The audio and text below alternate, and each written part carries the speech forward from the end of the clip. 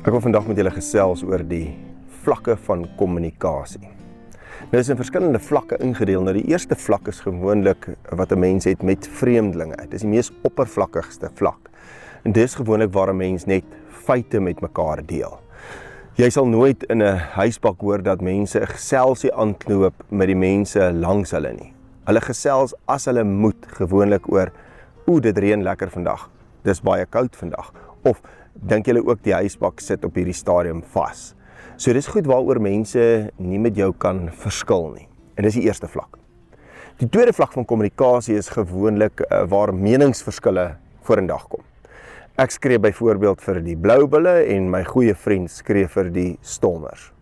En ons sal tydens die wedstryd waar die twee spanne teenoor mekaar speel, ewige meningsverskille hê. Maar na die tyd sal ons saam kan lag en kuier en gesels.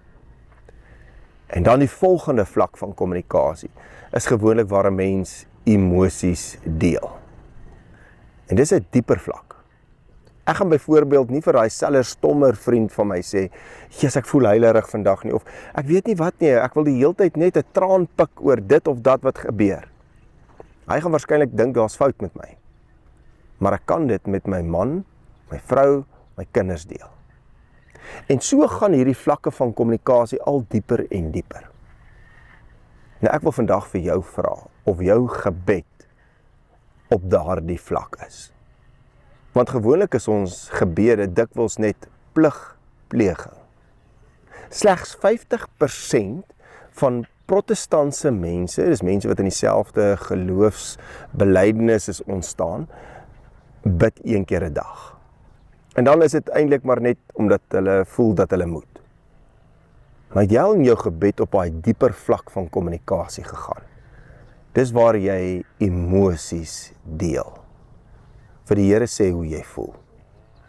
Want op Psalm 139 sê dit so mooi.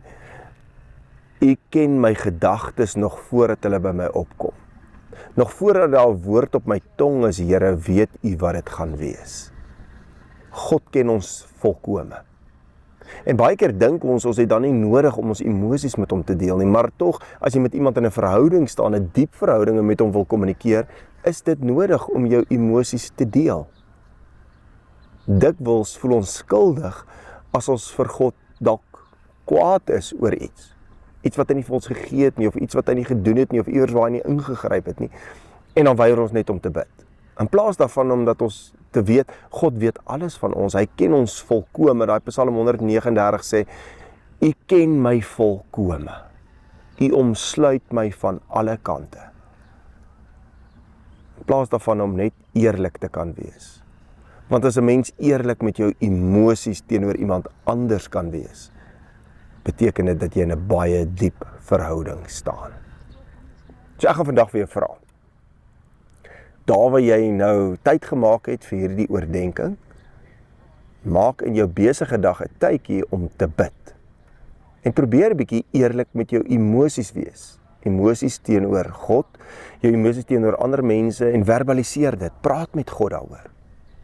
Want dis tog wat 'n mens doen as jy in 'n baie diep verhouding met iemand staan. Kom ons bid saam. Dierbare God, Hemelse Vader, Heer, dankie dat ons onsself kan bloot lê voor U. U wat ons volkome ken. Al ons onsekerhede, ons vrese, ook ons emosies. Heer, wil U gee dat ons deur die leiding van U Gees bereid sal wees om ook ons emosies met U te deel, hoe ons voel.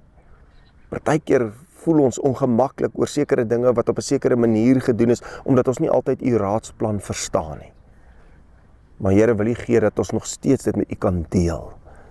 Want dit beteken dat ons van ons kant af ook in 'n diep verhouding met U staan. Here, U weet van elkeen van ons se moeilikhede, se bekommernisse.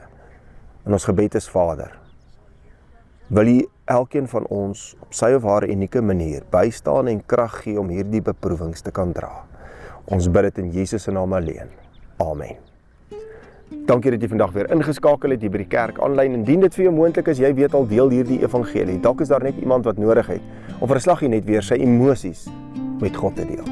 Tot 'n volgende keer.